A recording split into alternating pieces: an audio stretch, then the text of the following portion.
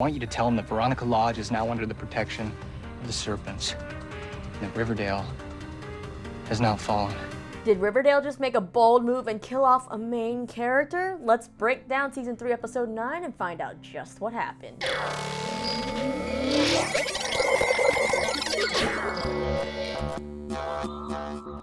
Rise and shine on, you lovely people. Lisa here, and Riverdale is finally back from winter hiatus, and boy, was it a doozy of an episode.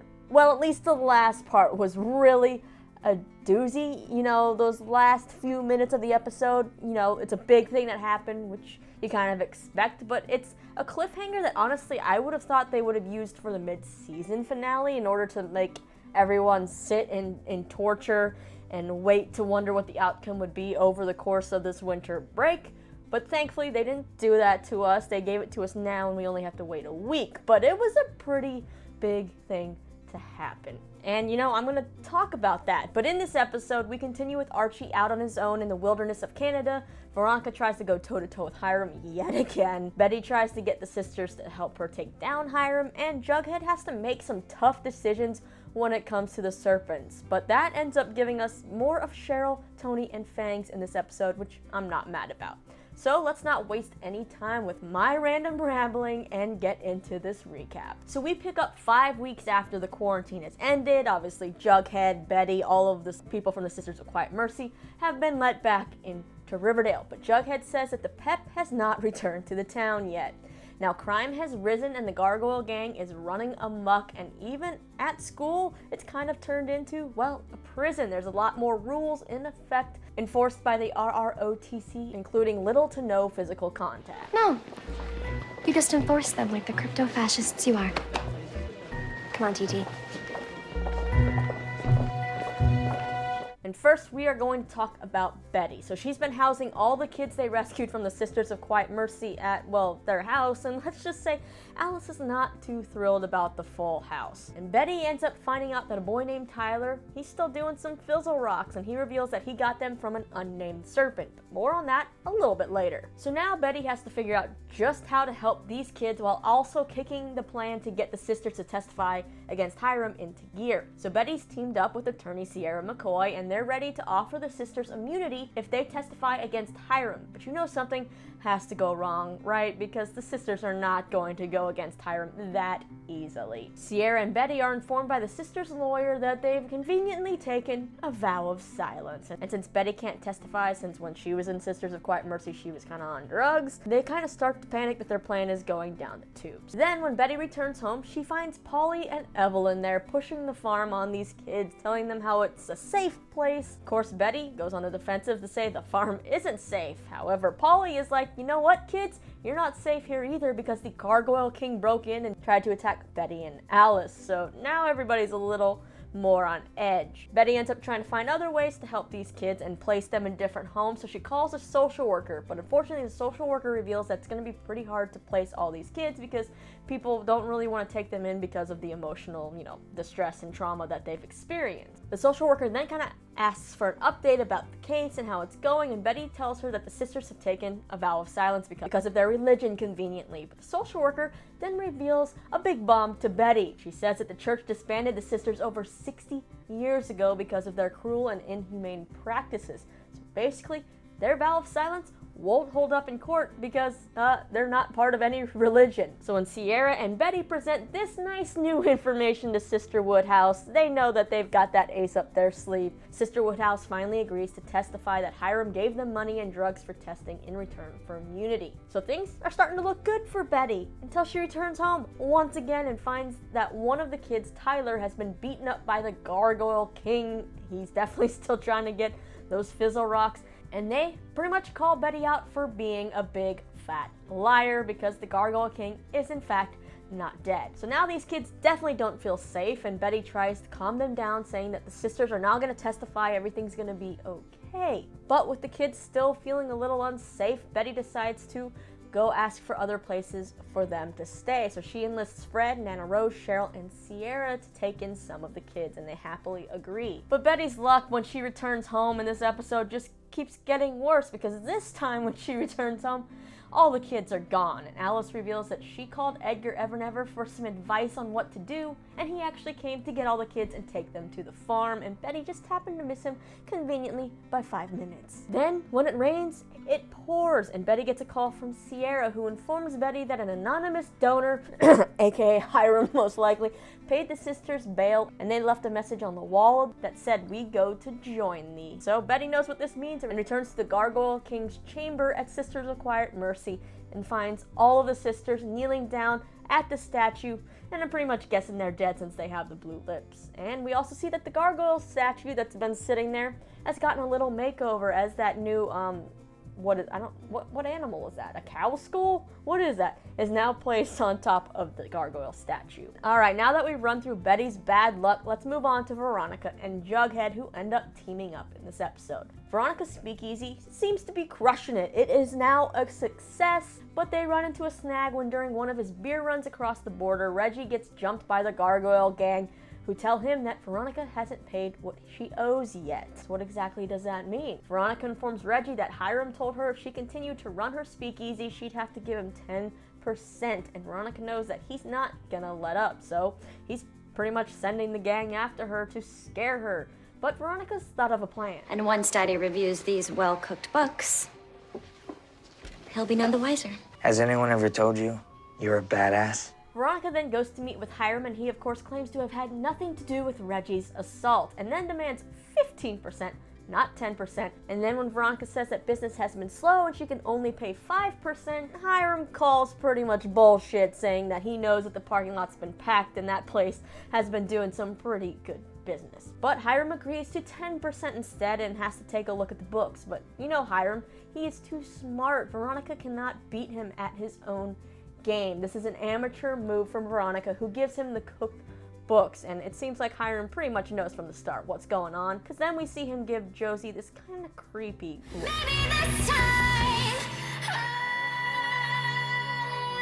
Yeah, Hiram has other sneaky ways of trying to ruin Veronica's business. He sends his gargoyle gang to scare Josie, so much so that she refuses to sing at the speakeasy until Veronica fixes the problem with Hiram. Well, unfortunately for Josie, she's not the only one in this cast that can sing. Anyway, Veronica confronts Hiram again, and Hiram calls Veronica out for her obviously stupid move. And now he wants the full amount he's owed, plus he wants Hermione's fancy expensive egg returned that was stolen, and he knows just who stole it, Cheryl Blossom.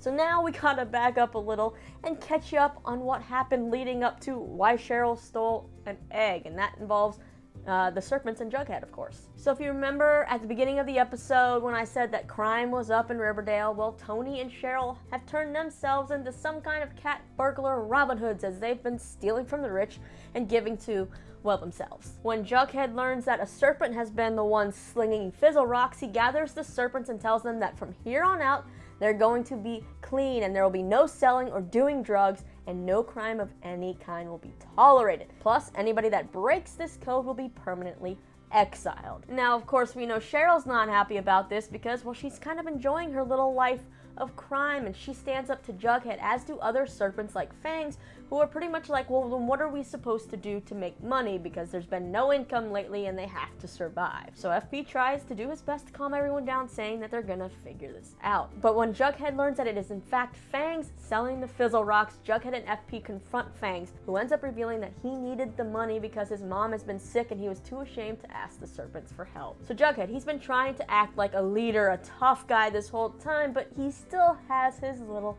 soft spot. And he decides that since Fangs has had a rough year, he'll make this exception and look the other way this one time. But if Fangs messes up again, he's out. Meanwhile, Cheryl and Tony don't seem to take Jughead's, threats and rules seriously, and they continue their little cat burglaring escapades, and they decide their next target is going to be the lodge's penthouse, which I kind of find hilarious that they want us to believe that Cheryl and Tony easily broke through the window of the lodge's penthouse, which obviously must be somewhere high up floor-wise. I don't think those girls are bringing a ladder because that'd be, not sneaky enough, so yeah. They must have some, Spider-Man wall climbing skills if they're getting into that place. But the girls break in and steal stuff, including Hermione's really fancy, expensive egg, and Cheryl decides you know what, she's feeling a little ballsy tonight, so she decides to leave a calling card on Hiram's portrait.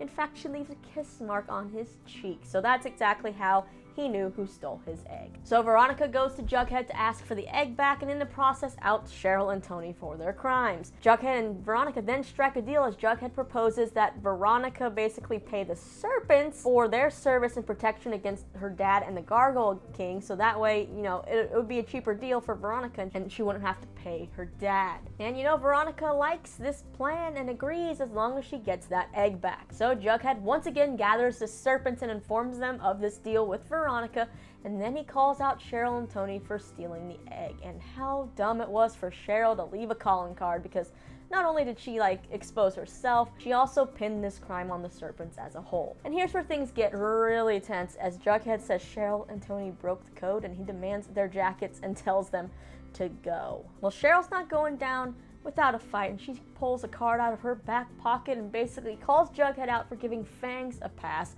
because you see, Fangs told Sweet Pea, who ended up telling Tony, and yeah, some people just are not good secret keepers. So Jughead has no choice but to kick Fangs out of the Serpents, and Fangs hands over his jacket. And Cheryl and Tony, they also leave, but they demand to keep their jackets. And Cheryl also does return the egg, which Veronica returns to Hiram, of course smashed to pieces with a note saying their deal is off. So when Reggie is out doing another beer run, he stops before he hits that spike strip this time, and when the Gargoyle gang tries to come ruin his cargo, the Serpents emerge from the back of the truck, including FP, and run off the Gargoyle gang. But they do manage to capture one member, and they tell him to go back to the Gargoyle King and tell him that Veronica is now under the protection of the Serpents and Riverdale isn't falling anytime soon. But here, my only problem with this whole scene is why didn't they just rip off the mask of whoever this person is and get a little more insight on who is working for Hiram? They had such a perfect opportunity. Rip off the mask, put the mask back on, you know what I'm saying? But alas, they send the kid back with the mask on without finding out who's under it. So I kind of find that as a wasted opportunity. But things seem to be working out okay now. We see that the speakeasy is back in business. It's still booming, and Veronica has taken over singing duties, and we now have a new couple on our hands as Veggie becomes a reality.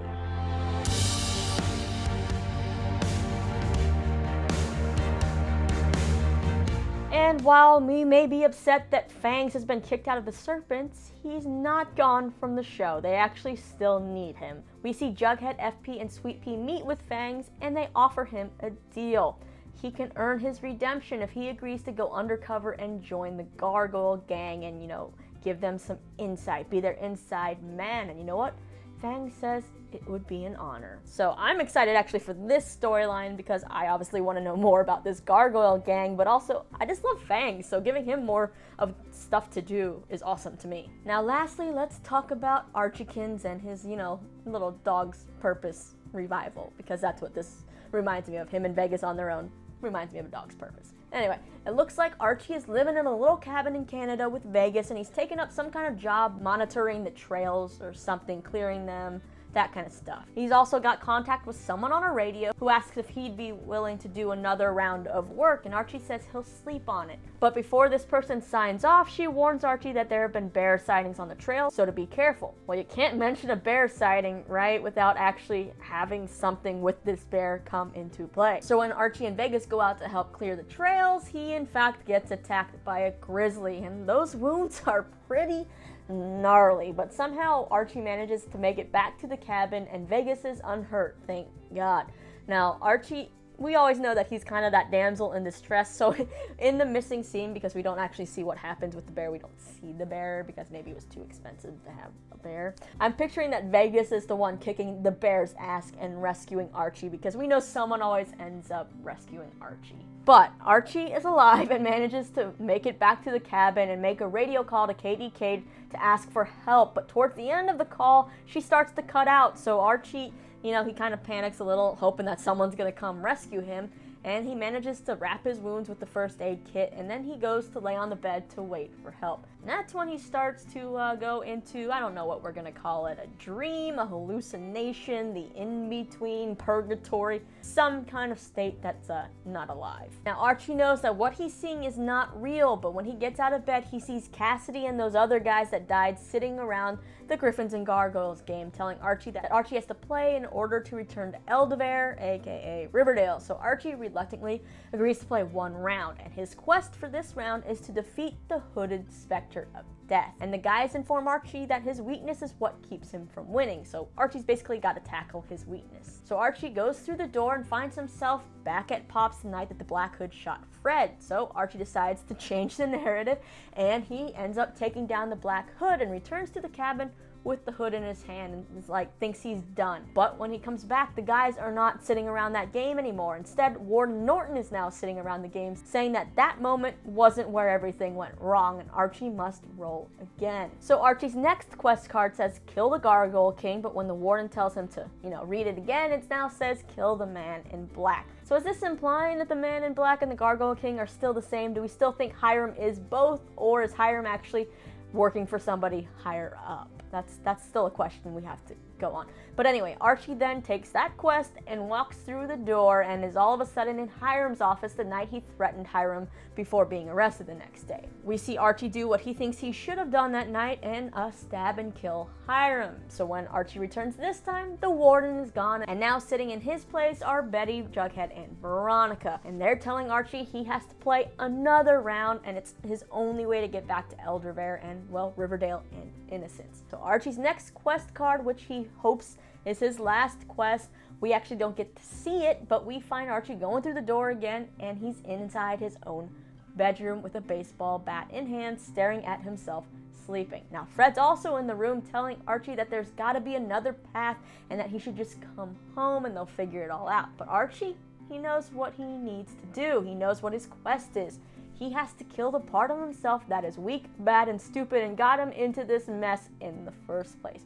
So we see Archie take a baseball bat to that version of himself asleep in the bed. But then when we go back to the bed after a few swings, the bed is empty. And then the episode ends with help finally arriving for Archie and, well, wake up, kids. Sometime, maybe this time. Yeah, like I said, it seems like they're trying to make us believe that Archie is dead. Right, now that would actually be a quite ballsy move for the show to kill off a main character, especially like the namesake of the show, and I would actually have to commend them for that. But then again, I feel like they can't kill off the namesake. Plus, we've seen pictures of KJ on set. He's been in his trailer, and we also know that the log line for the January 30th episode, which is, I think, 2 episodes away, says that a spiraling Archie sets out on a new path. So while Archie may be dead at the second that we see him at the end of this episode, they'll somehow bring him back to life at the hospital, right? Yeah, but that ending definitely seemed to have a lot of people on social media worried. So unless Archie's like living in the afterlife or something, which isn't there actually a comic series called Archie Afterlife or something? Yeah, anyway, I think we can kind of count on him surviving. But I actually think that was a very exciting way to end the episode, and something kind of gets me excited for what's going to happen next. But with that, it wraps up the main events of this week's episode. So now that Cheryl and Tony are no longer Serpents, will they somehow also get a deal to get back in with the Serpents? Tony was definitely very upset about being kicked out. So what's gonna happen with that? Will that cause tension between Tony and Cheryl? Because Cheryl kind of seemed to be talking over Tony and talking for her, so I'm interested in that dynamic. Plus, Betty, she was pretty, gung-ho about protecting all of the kids from Sisters of Quiet Mercy, and now that they're all at the farm, hopefully we'll see her go to the farm and we'll finally get that whole thing with Edgar Evernever, because they have been teasing that for, 9 episodes? We still haven't seen it yet, so, I'm waiting for that to kick in. But, like I said, the thing right now that I'm most excited for from this episode is to see Fangs go undercover, because I'm excited to see what he learns, because I need to know more about this Gargoyle King, the Gargoyle Gang, who exactly is working for him, and if Hiram and this guy are the same or not. But for now, let's go ahead and look at the promo for the next episode. Open your eyes up, take a breath, hear the sound. Make no mistake, I will kill you. think it's time. Tell me where that money went. They're having a ceremony tomorrow night. You'll be there. Yeah, from the short promo, they're definitely trying to make it seem like word of Archie's death has made it back to Riverdale and all these characters are really sad, but I feel like it's just to throw us off and these kids are just sad about other things that are happening in the episode because a lot of things seem to make these kids stressed out and sad. So we're gonna have to wait and see. But as I mentioned, this was a fun episode to come back to after the break. It's definitely that ending made me a bit more excited for the upcoming episodes because, as you know, I go in and out of kind of loving the show, hating the show, being frustrated by it, but also like having fun with it. So I'm curious how they're gonna wrap up some of these storylines, and hopefully Hiram will be taken down soon. And, you know, Archie, honestly, he's kind of been my least favorite character. He has been that kind of, like, dumb kid who just has to keep being rescued. So maybe now we'll see a different side of Archie, and I'm excited to see if there's character development there. But I guess that's all I got for you this week when it comes to Riverdale. So hit me up down in the comments with your thoughts on this week's episode. What would you think if the show did kill off a main character? What do you want to see, you know, from Archie after he's kind of like reborn? Because I'm guessing that's what's going to happen. And which character storyline are you looking forward to most coming up? Plus, do you think Hiram and the Gargoyle King are still the same person or not? And will Hal come back into the picture somehow? Characters we haven't seen in a while? What do you think? Let me know. And then after that, you can click right over here for more of my videos, recaps, and other stuff. And don't forget to subscribe so you don't miss anything. I got interviews and all kinds of fun things. As always, I'm Lisa, and thank you so much for hanging out with me. Happy New Year. See you again next week.